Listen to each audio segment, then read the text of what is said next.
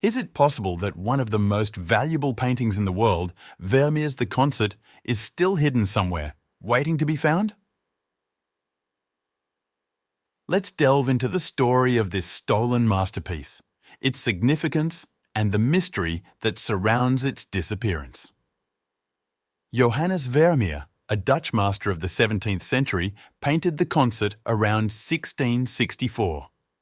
This intimate scene captures three musicians, a young woman seated at a harpsichord, a man playing a lute, and another woman singing.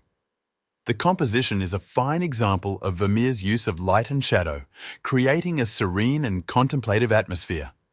The painting is rich in symbolic elements, often interpreted to convey themes of harmony and perhaps even the complexities of human relationships.